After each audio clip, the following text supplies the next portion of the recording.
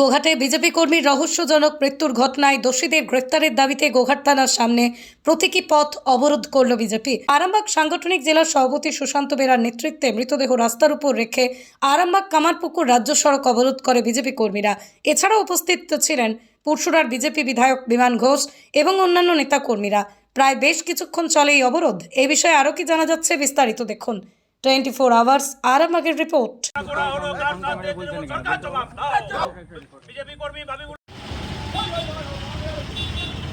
অবিলম্বে বাকিবুল্লাহর হত্যাকারীদের গ্রেফতার করতে হবে। এই দাবিতে আমাদের অবস্থান চলছে, চলবে। বন্দে মাতরম, বিজেপি বাকিবুল্লাহকে হত্যা করা হলো কার সাথে? কংগ্রেস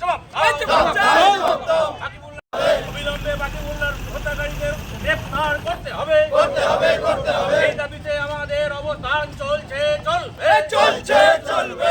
এভাবে ওনার মৃতদেহটা পাওয়া গেছে, সামনের হাত দুটো বাঁধা অবস্থায় আর ঝুলন্ত অবস্থায় ওকে পাওয়া গেছে।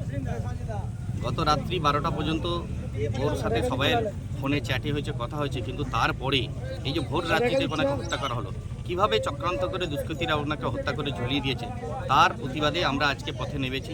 আমরা চাইছি যে যেভাবেই হোক প্রকৃত দোষী যারা, নিরপেক্ষ তদন্ত করে প্রকৃত দোষী যারা আছে তারা উপযুক্ত শাস্তি পায়।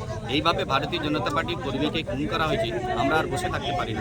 সেই জন্য আমরা আন্দোলন করছি যাতে করে আর পুলিশ প্রশাসনের উপর আমরা এই দাবি রাখছি যে আপনারা অবিলম্বে যারা দোষী তাদেরকে গ্রেপ্তার করুন, গ্রেপ্তার করে উপযুক্ত শাস্তি দিন। এটা কি রাজনৈতিক উদ্দেশ্য প্রণোদিত খুন? আমরা যতক্ষণ না ইনভেস্টিগেশন হচ্ছে ভালোভাবে আমরা সেটা বলতে পারছি না, কিন্তু আমরা এটুকু বলতে পারছি এটা যে মার্ডার হয়েছে, এটা যে খুন করা হয়েছে, এটা সকলের কাছে এটা পরিষ্কার। বিজেপি কর্মী বলেই কি এটা হয়েছে? বিজেপি দীর্ঘদিন ধরে আমাদের সাথে করে, এটা আমাদের পার্টি কর্মী। স্বাভাবিকভাবে একটা পার্টি কর্মী যদি হত্যা হয়, এটা আপনার কি মনে হয় যে আমরা কি চুপ করে বসে থাকতে পারি? আমরা তো চুপ করে বসে থাকতে পারি না।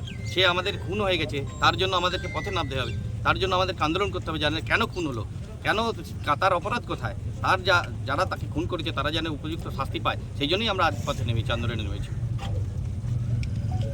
বাকিবুল্লাহ আমাদের বিজেপির সক্রিয় কর্মী, তাকে আজকে ভোরের দিকে হাত বাঁধা অবস্থায়, ঝুলন্ত অবস্থায় পাওয়া গেছে। সকাল থেকে আমরা ওখানে ছিলাম, তো পোস্টমর্টম হয়েছে, পোস্টমর্টম রিপোর্ট এখনও আসেনি, কিন্তু যেইভাবে হাত বেঁধে টাঙিয়ে দেওয়া হয়েছে আমরা সবাই মনে করছি এটা একটা খুন।